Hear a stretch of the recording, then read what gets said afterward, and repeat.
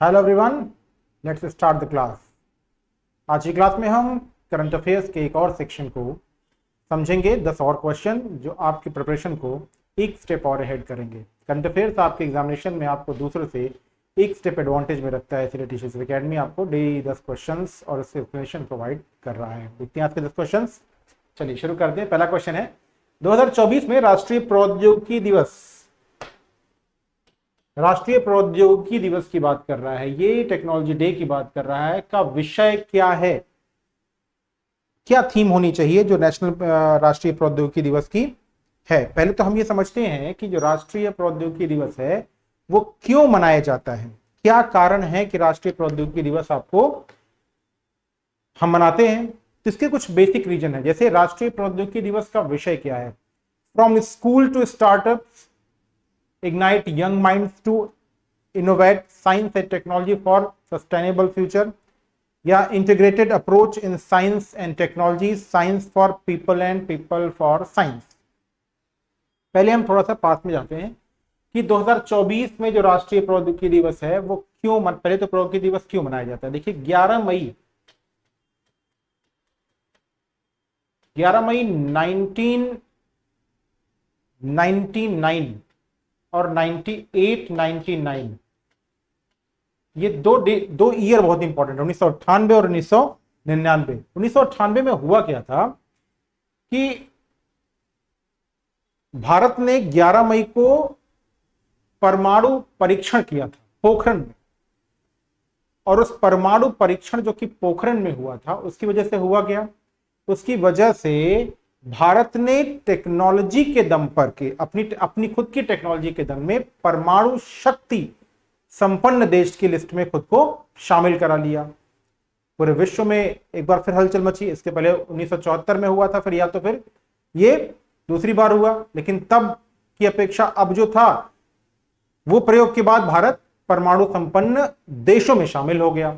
और ऐसे में वैज्ञानिकों, शोधकर्ताओं और इंजीनियर्स को श्रद्धांजलि देने के लिए 11 मई को, इसी 11 मई को जब 1998 में भारत ने परमाणु परीक्षण किया था, उसके ठीक अगले वर्ष से यानी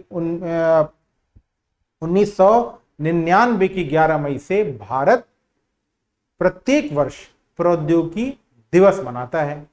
ठीक, और जो टीडीबी है, प्रौद्योगिकी विकास board, technology development board, TDB technology development board जो है वो प्रत्येक वर्ष 11 मई को प्रौद्योगिकी दिवस मनाता है। अब आते हैं आपके मूल क्वेश्चन पे कि जो 2024 की थीम है वो क्या है। वो थीम है ए, फ्रॉम स्कूल टू स्टार्टअप, यानी अब टेक्नोलॉजी ये चाहती है कि स्कूल से ही स्टार्टअप स्टार्ट हो जाए, और इसीलिए स्कूल के से स्टार्टअप तक युवा दिमाग को नवाचार के लिए प्रेरित करना, या ignite young minds to innovate, नई प्रौद्योगिकी के लिए, नए इनोवेशन के लिए युवा दिमाग को प्रेरित करना, ये 2024 की थीम है। और 11 मई को विश्व प्रौद्योगिकी दिवस मनाया जाता है। तो ये जो 11 मई 1998 को परमाणु परीक्षण हुआ था उसका नाम था मिशन शक्ति। उस पर फिल्म भी बन चुकी है। तो 11 मई को मिशन शक्ति, याद रखिएगा, मिशन शक्ति के तहत परमाणु परीक्षण किया गया। नेक्स्ट क्वेश्चन, 22वीं एशियाई team squash championship, 22nd Asian, ध्यान दीजिएगा ये एशियन है, वर्ड की बात नहीं कर रहा है, Asian squash championship, squash championship.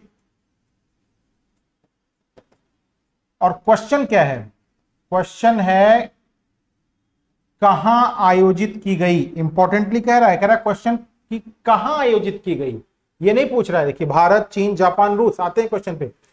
Championship कहां आयोजित की गई, हमेशा क्वेश्चन की टेल में क्वेश्चन के बारे में काफी कुछ लिखा रहता है। तो 22वीं एशियाई स्क्वैश चैंपियनशिप का आयोजन चाइना में किया गया और प्लेस का नाम था डैलिन। डैलिन चाइना में प्रौद्योगिकी 22वीं एशियाई स्क्वैश चैंपियनशिप का जो आयोजन किया गया वो किया गया। ठीक है, ये याद रखेंगे। और कब किया गया, नहीं किया जाएगा। और कब से? 12 से 16 जून के बीच में। डैलिन में कब से? 12 से 16 जून के बीच में। ठीक है, तो 12 से 16 जून के बीच में 22वीं, ये भी ध्यान रखिएगा 22 हमेशा ये पूछता है 22, 23, 24। एक ये कि ये कौन सी है और दूसरा कि ये कब किया जाएगा। ठीक है, ईयर भी याद रखिएगा। चलिए आगे बढ़ते हैं नेक्स्ट क्वेश्चन की तरफ। अंतरराष्ट्रीय नर्स दिवस। नर्स से है नर्सिंग, उपचार, उपचारिका। ठीक, एक वर्ल्ड फेमस नर्स हुई फ्लोरेंस नाइटिंगेल।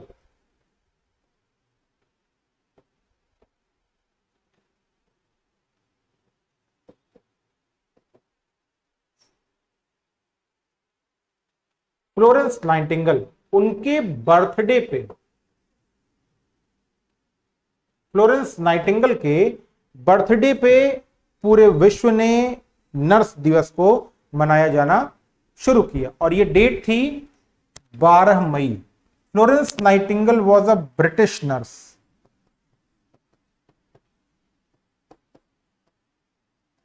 और नर्सिंग के क्षेत्र में उनके योगदान को याद रखने के लिए, उनके मतलब नर्सिंग के योगदान को ध्यान में रखने के लिए फ्लोरेंस नाइटिंगेल, जो कि विश्व की बहुत चर्चित नर्स में थी, उनके नाम पर, जो कि ब्रिटिश थी, 12 मई को, उनके जन्म दिवस पर 12 मई को नर्सेस के कंट्रीब्यूशन को मार्क करने के लिए सोसाइटी में उनके डेवलपमेंट और उनके कंजर्वेशन को ध्यान, उनके द्वारा किए जाए कंजर्वेटिव वर्क्स को, संरक्षण वाले वर्क को ध्यान में रखते हुए 12 मई को विश्व नर्स दिवस मनाया जाता है। थीम 2024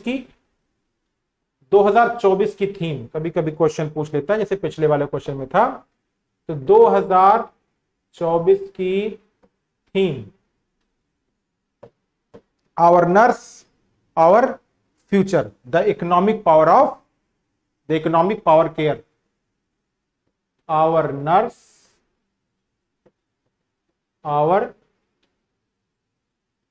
फ्यूचर, द इकोनॉमिक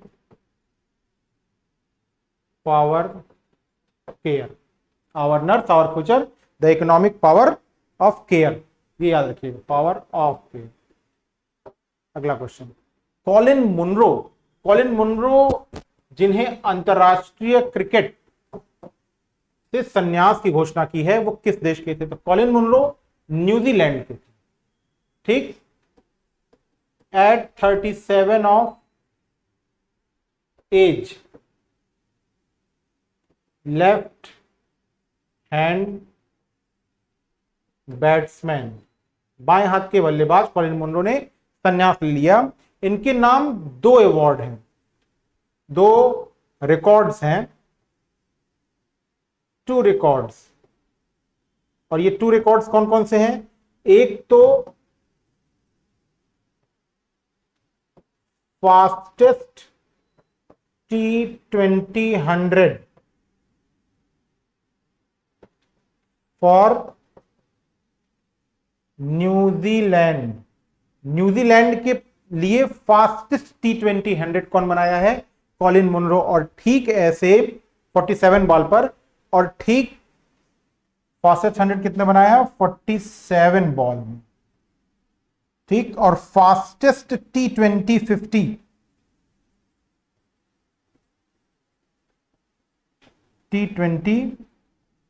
50 ये इन्होंने 14 बॉल्स पे बनाई है, और ये फॉर न्यूजीलैंड के लिए सबसे तेज शतक T20 का और सबसे तेज अर्धशतक मारने वाले खिलाड़ी कॉलिन मुनरो ने संन्यास की घोषणा कर दी। 2020 के बाद इन्होंने कोई मैच नहीं खेला, 123 कुल मैच न्यूजीलैंड की तरफ से इन्होंने खेला था। न्यूजीलैंड का निक नेम है, मतलब इस देश के खिलाड़ियों का, इन्हें कहते हैं ब्लैक कैप्स। हवा से CO2 निकालने का विश्व का सबसे बड़ा संयंत्र, देखिए एयर में कार्बन डाइऑक्साइड है जिसकी मात्रा एटमॉस्फेयर के सभी गैसेस का जितना परसेंटेज है उसमें 0.03 है। ऐसे में एटमॉस्फेयर से अगर हम कार्बन को एब्जॉर्ब करें, ऐसे कोई मशीन लगाएं जिससे कार्बन एब्जॉर्प्शन होने लगे, तो निश्चित रूप से एटमॉस्फेयर जो होगा वो क्लियर होगा। ऐसे में आइसलैंड, ग्रीनलैंड, नॉर्वे और आयरलैंड, इसमें एक देश है जिसे हम आइसलैंड कहते हैं। आइसलैंड एयर से CO2 निकालेगा।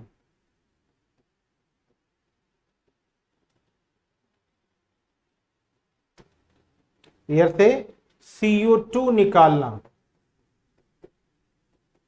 निकालेगा। और कितना, अगर इसने संयंत्र, इसका संयंत्र जो है वो 36,000 मीट्रिक टन,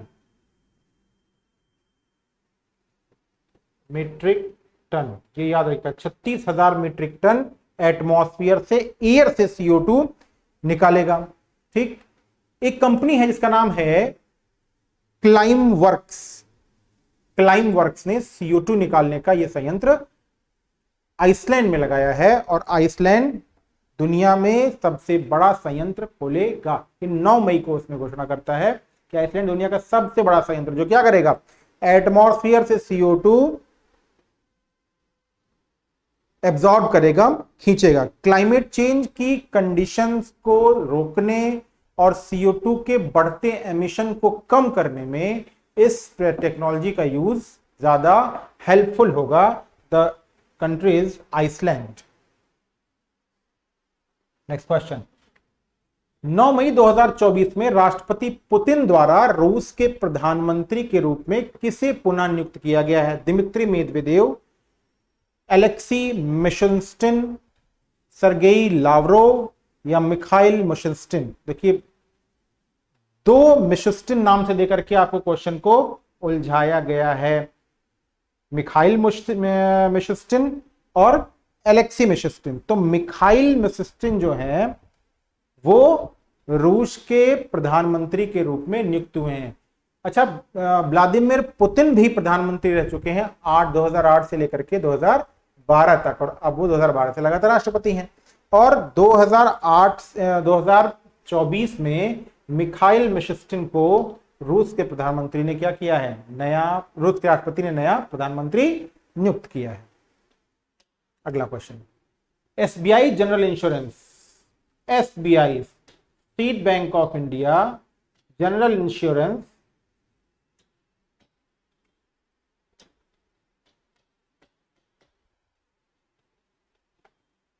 इंश्योरेंस ने प्रमुख संबंध मतलब रिलेशन बनाने के समूह के प्रमुख के रूप में किसे नियुक्त किया है?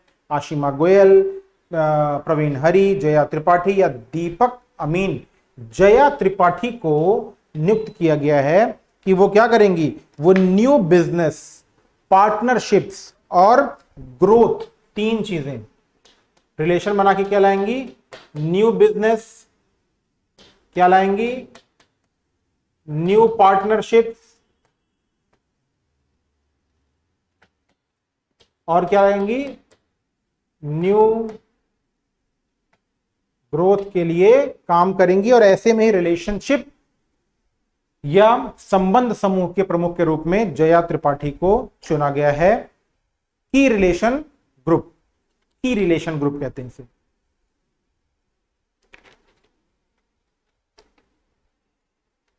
चलिए आगे बढ़ते हैं, क्वेश्चन नंबर हम 8 की तरफ आते हैं। किस कंपनी को उसके आर्टिफिशियल इंटेलिजेंस मैनेजमेंट सिस्टम के लिए ISO प्रमाणन किया गया है? विप्रो, इन्फोसिस, TCS या कॉनिग्जेंट। इन्फोसिस सर्विसेज को ISO सर्टिफिकेशन प्राप्त हुआ है। डिजिटल सर्विसेज प्रोवाइड करने की विश्व की अग्रिम कंपनियों में इन्फोसिस है और इसे आईएसओ अवार्ड मिला है। इन्फोसिस 56 देशों में कार्यरत है। अगला क्वेश्चन 77th, जब भी कभी ये आए तो जरूर मार्क कर लिए, 77th कांस फिल्म महोत्सव कहां आयोजित किया जाएगा जहां भारत पर्व उसकी मेजबानी करेगा? तो ये गोवा में किया जाएगा। जितने इस तरीके के फिल्म महोत्सव होते हैं जो इंटरनेशनल लेवल के होते हैं तो पूरी संभावना रहती है कि इसकी मेजबानी गोवा में की जाएगी। तो 28 से 30 नवंबर 28 से 30 नवंबर में गोवा में भारत पर्व के रूप में मेजबानी करेगा और किसके लिए? 77th कांस इंडियन फिल्म समारोह के लिए। ठीक है, 30 साल बाद ऐसा होगा कि भारत कांस फिल्म महोत्सव का मेजबानी कर रहा है। 30 वर्ष बाद ऐसा होगा कि भारत की कोई फिल्म जो है वो कंपटीशन सेक्शन में आएगी। 30 साल बाद भारत, वो भले भारत में रहा है कांस इंडिया, लेकिन 30 वर्ष बाद कोई भारत की फिल्म एक विशेष कैटेगरी से कंपटीशन स्टेटस कहते हैं उसमें आएगी और पायल कपाड़िया की all we imagine as light, all we imagine as light, ये पायल कपाड़िया की फिल्म है। All we imagine as light जो कंपटीशन कैटेगरी में पार्टिसिपेट होगी 30 साल बाद। नेक्स्ट क्वेश्चन, कौशल विकास और उद्यमिता मंत्रालय ने ड्रोन दीदी, अब ड्रोन दीदी मतलब महिलाओं को ड्रोन चलाने की ट्रेनिंग दी जाएगी, योजना के लिए किस कंपनी के साथ एक समझौता ज्ञापन किया है? Larsen and Toubro, Mahindra and Mahindra limited, Info Edge India limited या डीसीएम इंडस्ट्रीज? तो महिंद्रा एंड महिंद्रा के साथ ट्रेन किया करेगा किसको? वुमेन को, यानी वुमेन एम्पावरमेंट के लिए, और लगभग 15,000 वुमेन ट्रेन की जाएंगी जो ड्रोन चलाएंगी। और ड्रोन चला के करेंगी क्या? एग्रीकल्चरल जो सेक्टर है उसमें काम करेंगी, उसमें सीडिंग में काम करेंगी, उसमें जो सिंचाई होती है उसमें काम करेंगी, या ये ड्रोन उड़ाकर फर्टिलाइजर या खाद का जो छिड़काव होता है वो करने का काम करेंगे। तो एग्रीकल्चरल सेक्टर में, इसी क्वेश्चन में एक क्वेश्चन और है कि कहां करेंगी? तो एग्रीकल्चर के लिए महिलाओं को ट्रेन करने के लिए महिंद्रा एंड महिंद्रा के साथ किसने किया है? कौशल विकास और उद्यमिता मंत्रालय ने। यह भी क्वेश्चन पूछा जा सकता है कि किस मंत्रालय ने किया है यह समझौता? तो कौशल विकास और उद्यमिता मंत्रालय। तो ये आज के 10 क्वेश्चन हुए।